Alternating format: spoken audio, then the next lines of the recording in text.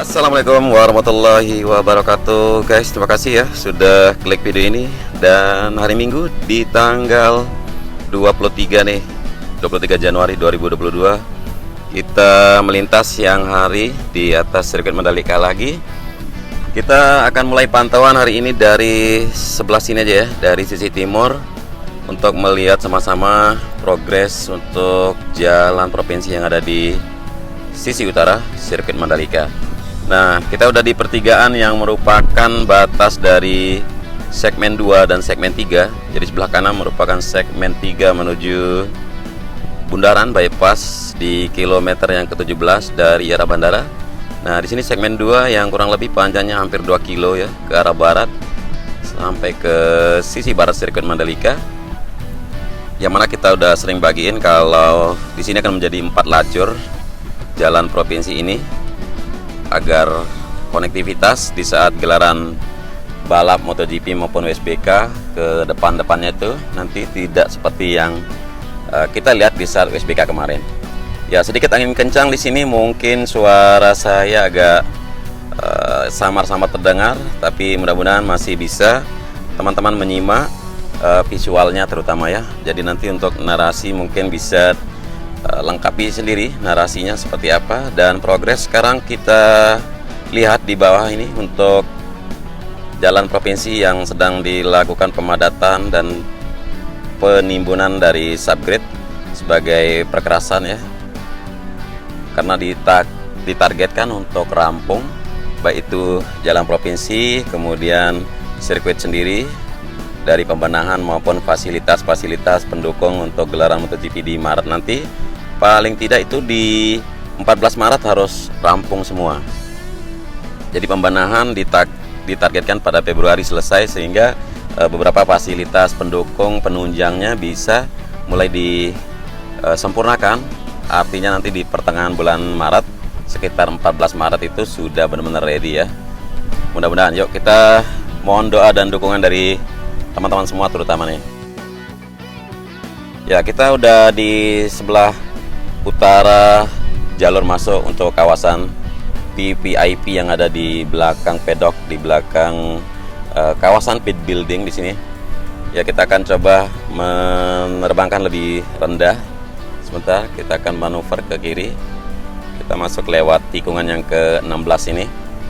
Sudah hampir selesai untuk pembetonan alas dasar untuk tribun zona K yang ada di tikungan ke-16. Nah, jadi seperti ini, teman-teman bisa perhatikan yang sudah dibeton merupakan zona K bagi tribun pemegang tiket yang berwarna hijau ya kalau nggak salah nih.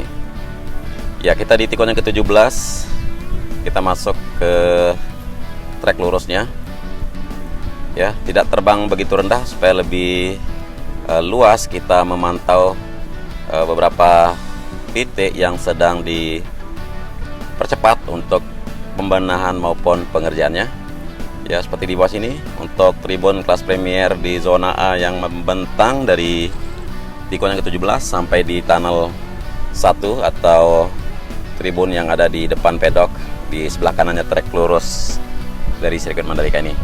Dan dari kejauhan juga bisa kita melihat untuk kawasan VIP sendiri ya, teman-teman. Saya coba akan mendekati kawasan VIP. Sudah terpasang untuk sekian lantai dan juga beberapa tiang ataupun pilar. Di sini juga sudah komponen-komponen dari dinding juga sudah tiba ya, teman-teman. Sudah bisa lihat komponen dinding seperti semacam sandwich kita bilang, tapi ini kualitasnya lebih beda lagi ya, bukan seperti sandwich yang kita lihat di area pedok atau di bangunan garasi untuk balap tersebut. Nah, seperti pengerjaannya terus dipercepat untuk area VIP sendiri.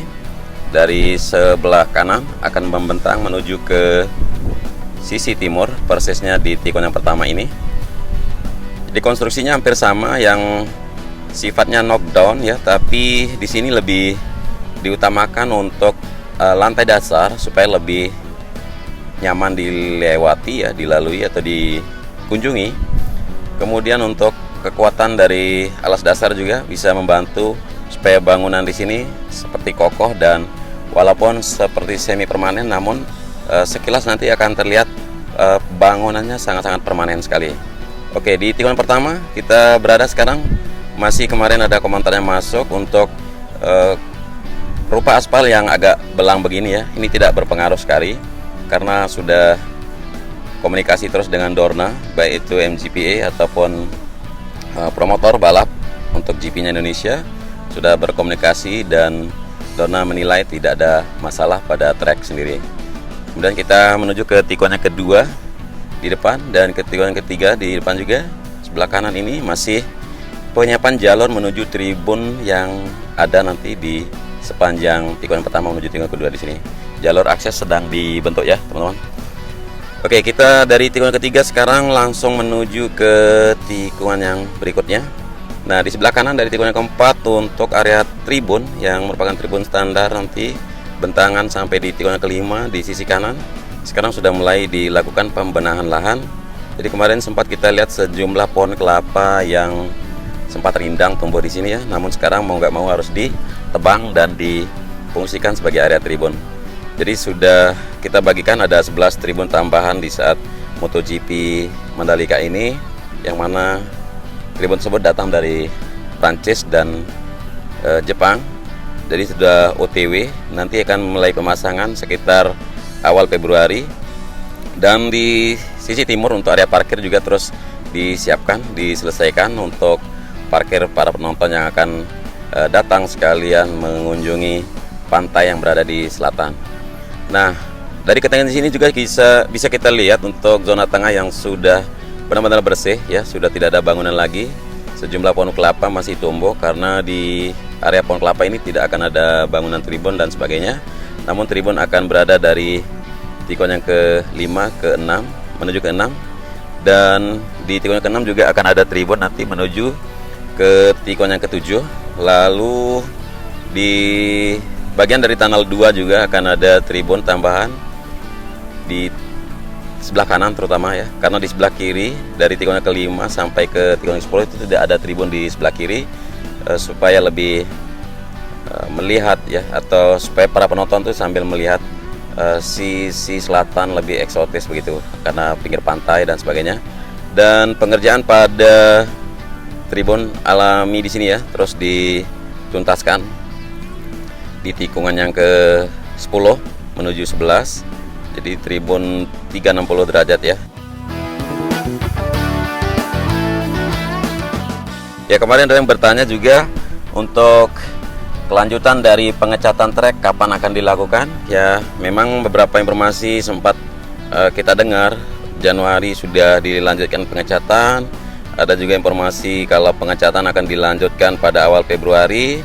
Nah, kalau menurut teman-teman kapan? Jadi kalau boleh saya bantu menjawab, untuk pengecatan akan dilakukan nanti di Maret nanti ya, karena melihat ke cuaca yang masih penghujan, kemudian beberapa titik di sirkuit juga masih terlihat belum tuntas, atau area tribun atau area-area yang masih merupakan genangan air dan lumpur. Nah, ini untuk mengantisipasi supaya trek tidak cepat kotor dan sebagainya.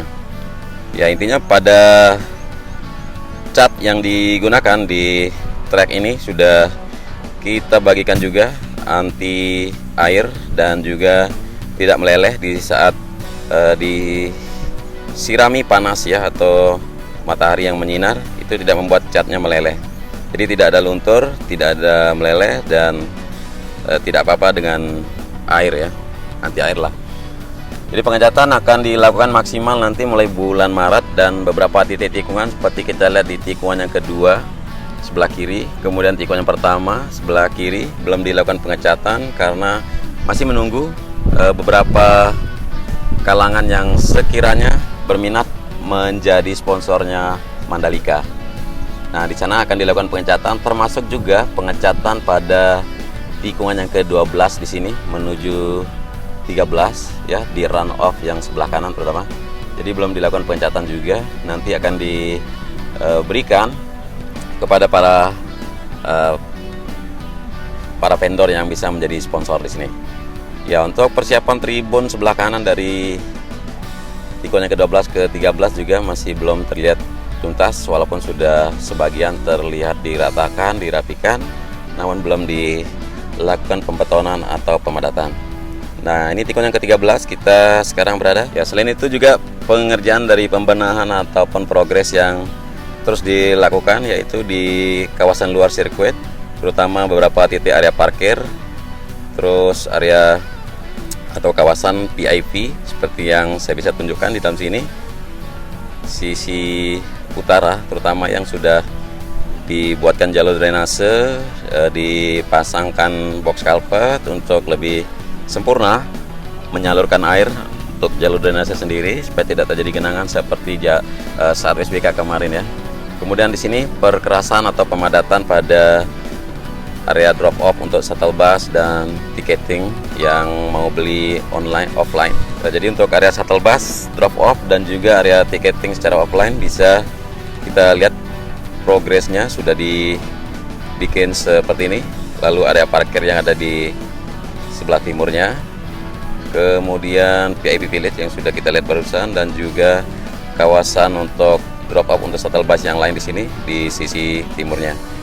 Ya, untuk Bukit Pink yang sempat dikomentari ya memang belum terlihat begitu maksimal dari progres dan sebagainya.